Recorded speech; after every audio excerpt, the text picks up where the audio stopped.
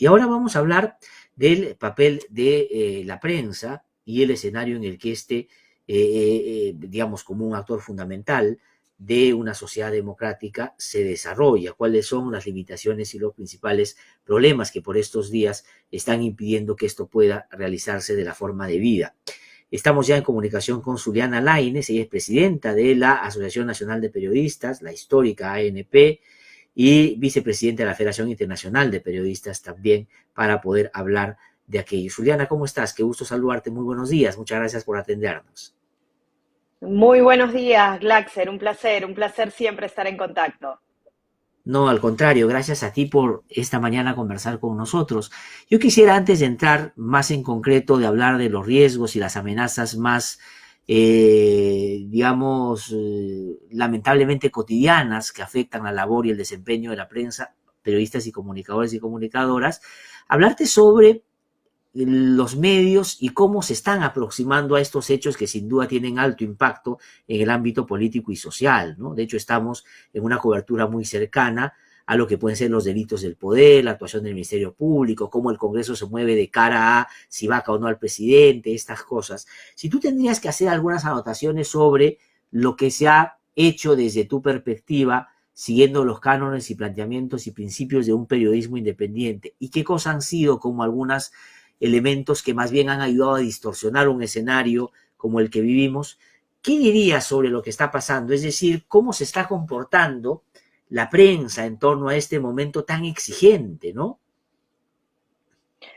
Bueno, Glaxer, hace unos días, justamente en el contexto del aniversario 94 de la ANP, teníamos una reunión con varios periodistas regionales y una de las cosas que sentíamos que era el mayor reto que afronta hoy el periodismo y producto quizás de una mala praxis de buena parte de la prensa concentrada, que es una constante, no voy a decir solo durante este gobierno, lo vimos quizás en su peor grado en la época de campaña, es ver cómo el periodismo como tal, porque esto nos daña absolutamente todos, estemos en Lima, estemos en Arequipa, en Tacna, en Pucallpa, ese relato que se va instalando de la prensa miente, la prensa basura y demás, nos afronta el reto de intentar recuperar la confianza de la ciudadanía. Creo que momentos como los que atraviesa el país a todo nivel, lo que necesitan es un buen ejercicio de actividad periodística. Creo que Uh es -huh. una buena oportunidad para que especialmente desde el periodismo independiente, no solo de Lima, también el periodismo en regiones, que es clave. A veces tenemos esa mala práctica de mirar, evaluar y sentir, incluso a nivel de riesgos, solo la libertad de expresión desde lo que se puede operar desde Capital de la República y los retos y el papel que cumple la prensa regional en todo esto también es clave. Y desgraciadamente, Glaxer, que era algo que evaluábamos con los colegas, todo este relato lo veíamos incluso hace menos de 48 horas, en que cuando uno habla de concentración de medios y ve las portadas de todo un grupo mediático cuasi satanizando algo que es un derecho constitucional, como es el derecho a La huelga. huelga y a sindicalizarse a manera unánime en todas las portadas de un medio. ¿Qué queremos? Que la gente piense de la actitud de los periodistas cuando vemos un nivel de cobertura tan sesgada, ¿no? Y desgraciadamente se termina metiendo a todos y todas en el mismo saco.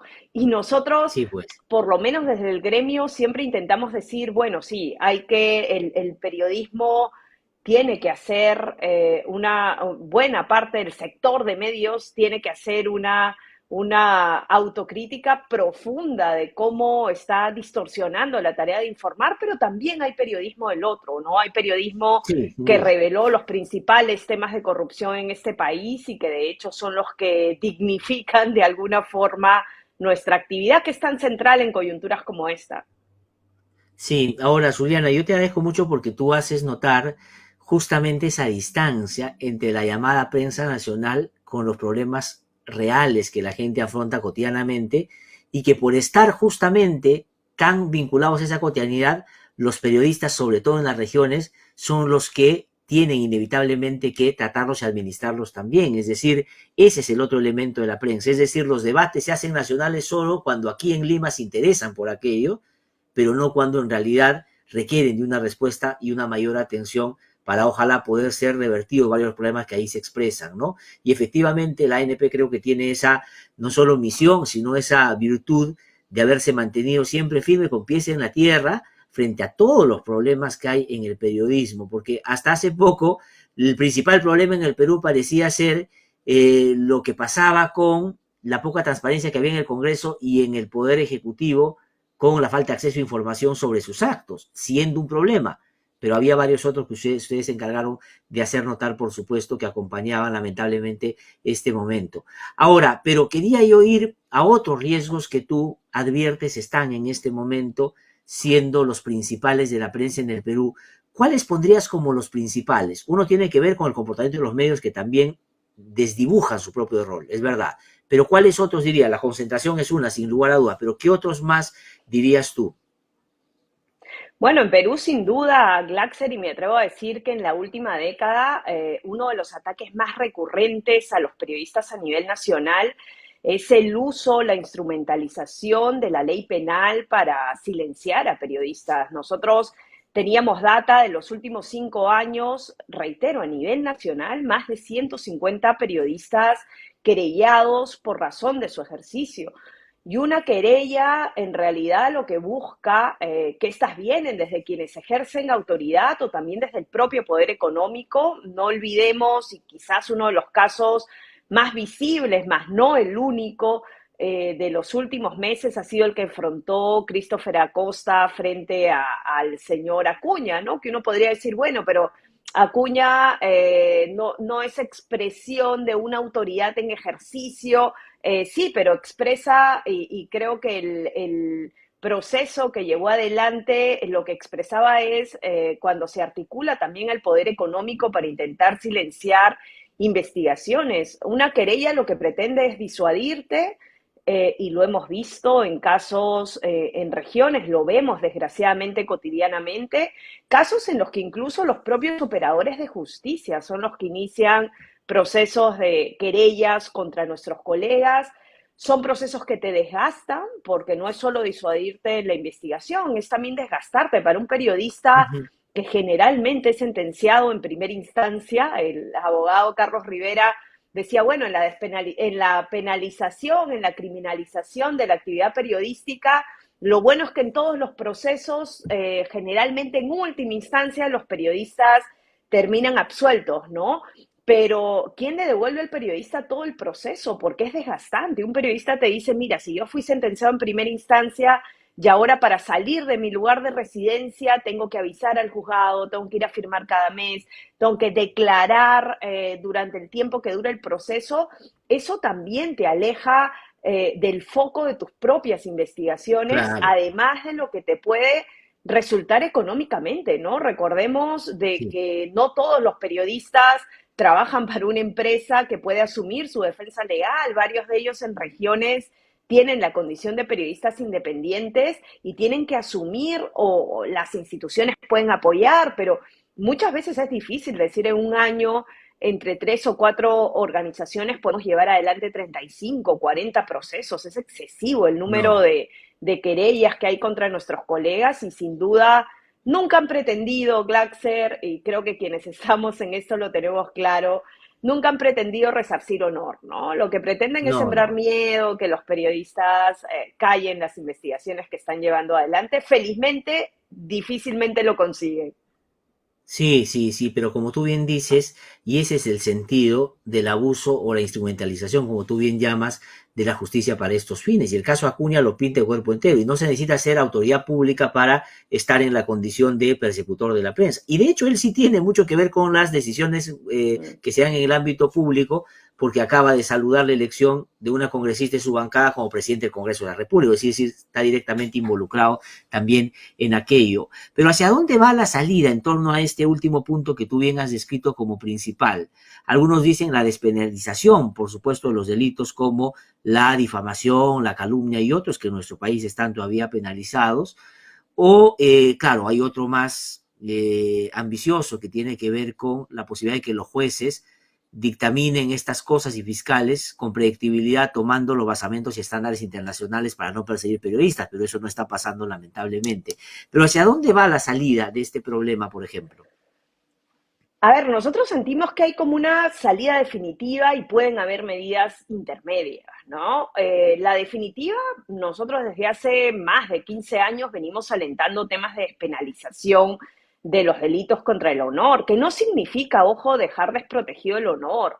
Lo que pretendemos es que con experiencias que ya se han llevado adelante en otros países, México, Argentina, Honduras, entre otros países de la región, han llevado adelante la despenalización de estos delitos, trasladándolo al Código Penal, al Código Civil, perdón, pero poniendo y tomando previsiones también sobre una cosa que no hay que perder del foco, que es poner límites a las indemnizaciones económicas que también se puedan pedir en el escenario civil, porque también se han dado casos, incluso en países donde se ha despenalizado, de que ya no hay el riesgo de cárcel. Ojo, en el caso de difamación, el Código Penal prevé como pena máxima 4 años, o sea, en teoría no habría prisión efectiva, pero lamentablemente hay jueces que o por temas de reiteración de procesos o de riesgos procesales han dictado medidas de cárcel efectiva. En el caso de nuestros colegas tuvimos una situación hace varios años ya en Pucallpa, donde un fiscal provincial querelló a un periodista y este estuvo 18 meses preso, ¿no? O Sí, pues. tenemos recurrentemente fallas en el sistema de justicia donde no se producen debidamente las notificaciones a los colegas querellados y se les dicta orden de captura para que puedan ir a la lectura de sentencia cuando estos ni siquiera habían recibido debidamente la notificación. Para un periodista, estos eventos son traumáticos, ¿no? Creo que Sí, para tremendo. cualquier persona el perder la libertad es una situación que muchas veces te hace, ni siquiera por ti, a veces por tu entorno más cercano, replantearte una serie de situaciones. Pero te decía, para nosotros una salida es la despenalización, lamentablemente, y no voy a hablar solo de este legislativo, creo que con los legislativos que hemos tenido en la última década no han habido condiciones para que el Congreso pueda despenalizar delitos contra el honor. Por el contrario, Ujú. hemos tenido un legislativo que intenta criminalizar más la actividad periodística. Recordemos este mismo, ¿no? Que la escuchaba la señora Alba decir de que cerraba satisfecha este legislativo y a mí me venían a la memoria los varios Sí. hechos que nosotros hemos registrado desde la ANP, entre ellos quizás uno de los más graves, no solo el ingreso al hemiciclo, no solo la persecución que hizo contra el fotoperiodista de Hildebrand en sus 13, cuando éste logró captar esta reunión en el Hotel Miraflorino, en la que ella hablaba de que le había dado una primicia a ATV y que no entendía por qué la maltrataban así Me habían por tratado mal, sí, revelar, pues. correcto, que eso es como yo te doy esto intentar silenciar crítica porque alguien te da una primicia, lo que viniendo además de alguien que ejerce la presidencia del Congreso es totalmente condenable, ¿no? De cualquier persona ya lo sería, pero creo que por la responsabilidad aumenta la gravedad. Pero además es un Congreso que intenta criminalizarla, más allá del proyecto del Ejecutivo que está en sintonía, pero ya el legislativo aprobó a inicios de este año un proyecto de ley para criminalizar la difusión de investigaciones penales, Así ¿no? es. Así que ese Congreso no va a despenalizar el acceso, al contrario, No, creo que si no, no, de pudieran ninguna aumentar manera. las penas por, en teoría, dañar el honor y la buena reputación lo harían. Pero hay medidas intermedias y creo que una de las cosas importantes en ese sentido puede ser apostar muchísimo más por capacitar a los operadores del sistema de justicia para que entiendan la dimensión de la libertad de expresión, para que adopten el propio acuerdo plenario de la Corte Suprema, que es bastante clara en temas Así es. de cómo si ejerces función pública, los temas de honor y buena reputación frente al derecho a la información tienen que ser ponderados de manera distinta, ¿no?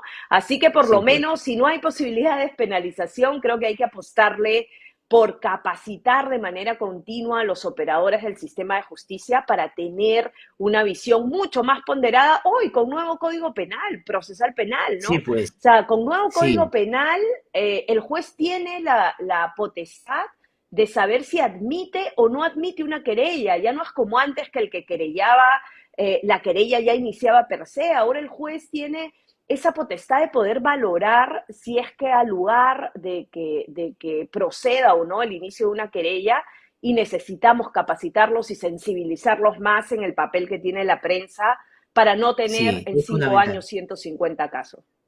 Sí, no, no, no, es terrible. Y como tú dices, se trata de ponderar y, digamos, hacer prevalecer lo que sin duda ya hay jurisprudencia en relación a esto, es un derecho preferente. La libertad de expresión es pilar angular o piedra angular, dice el sistema interamericano de la democracia en los países, ¿no? Juliana, lamentablemente por tiempo tengo que terminar ahora, pero te agradezco mucho por tu participación en el programa, siempre tan clara. Mi saludo a la ANP, no solo por el aniversario, sino por el excelente trabajo que hacen. Por supuesto, yo estoy plenamente identificado con su labor y tendremos oportunidad para seguir conversando. Te agradezco muchísimo por haber estado con nosotros esta mañana. No, un placer, Glaxer. Y siempre el llamado a eso, que cuando veamos libertad de expresión, derecho a la información, los problemas no son solo el acceso al legislativo y los problemas de acceso a la Así es. información en el ejecutivo. Hay que mirar el problema en integralidad y entender cómo están también desarrollando tarea los colegas en regiones que lo hacen en condiciones terribles, pero están ahí cumpliendo con el deber. Un abrazo. Un abrazo, Juliana, te agradezco muchísimo y tienes tú toda la razón. No se trata de, siendo importante, centrarnos únicamente en aquello que hace que en Lima se convierta en lo principal. Hay que ver una realidad más allá de nuestro propio entorno y entender que la libertad de prensa y el ejercicio periodístico han sostenido en nuestro país una precaria democracia porque hay hombres y mujeres que se dedican a este oficio y no convalidan esas prácticas que han llevado a muchos a decir abierta y fuertemente que la prensa está desprestigiada y en algunos casos a calificarla de que está altamente contaminada. Síguenos en Facebook, búscanos como IDL Radio y activa las notificaciones para ver No Hay Derecho en Vivo. Suscríbete a nuestro canal de YouTube, búscanos como IDL Radio y activa las notificaciones para ver No Hay Derecho en Vivo.